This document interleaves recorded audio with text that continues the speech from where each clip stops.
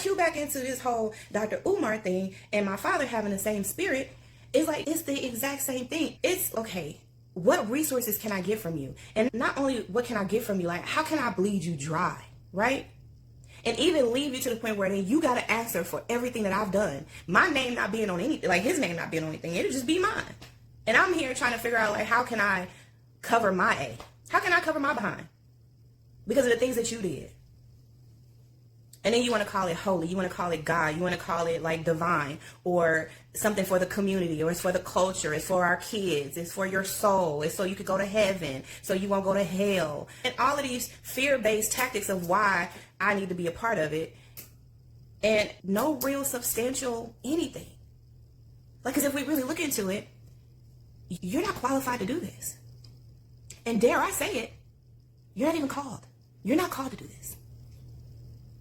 There was one time I asked my father, I was like, why don't you just retire? Yeah, I was like, why don't you just retire? You know what I mean? You don't have to do this. You know what I mean? Like, you don't. No pastor has to pastor. No bishop has to bishop. Nobody in ministry has to do it. It's a choice.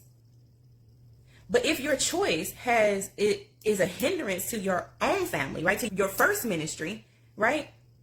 If what you claim you are doing is helping people, but the people in your home, the ones that you help to create, are in a bad way, then really, what are you doing?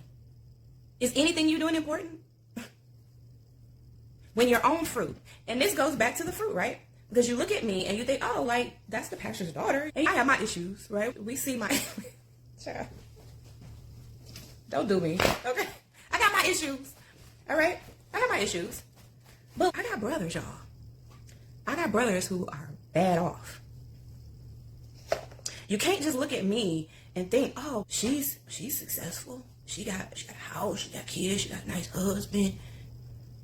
She on social media, she doing her thing, she got some degrees, she been in the military, she done traveled the world a little bit. Like, you can't look at it like that. At least if you look at it like that, you're not looking at the full picture. Because the full picture is, I wasn't even supposed to be this way.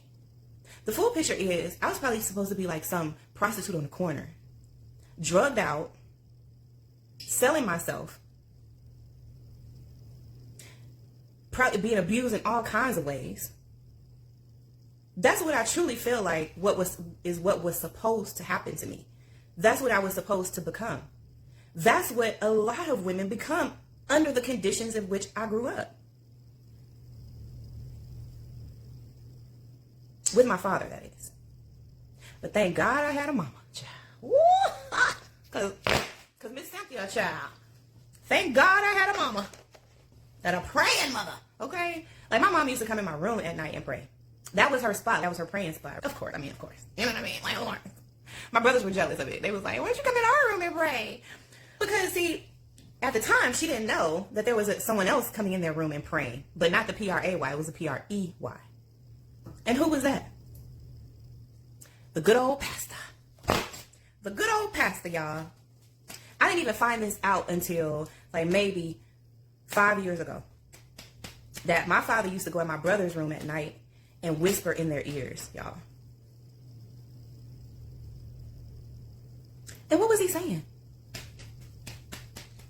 It would be weird if he went into their rooms and whispered in their ears, you're going to be successful. You're going to be great. You can do all things through Christ who strengthens you. Yeah, like, that would be weird, but it would be better.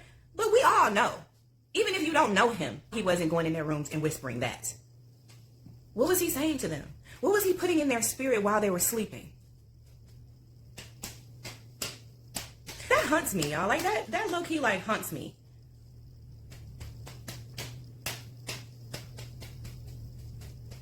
I can only imagine. I can only imagine what he was saying. And the two brothers who said that this happened to them, those are the ones who are messed up.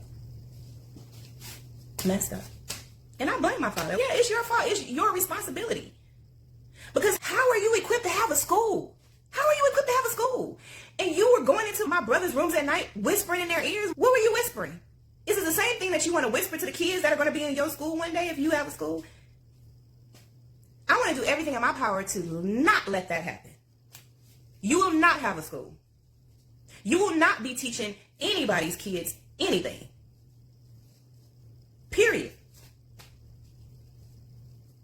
It's my Hippocratic oath.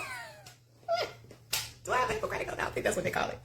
Like, it's my duty almost to ensure that my father does not have a school. Yeah, you can have that building, but I'm going to do everything in my power to make sure you do not have not one student. My God. You will not have one student. And this is why I think, y'all, that this is working out. Okay? Because recently, I found out, and I even rode by there to make sure, okay, because I had to see it for myself. The church that's in Saks, you know, the church that I left because it was a whole demon running it, aka my father, okay?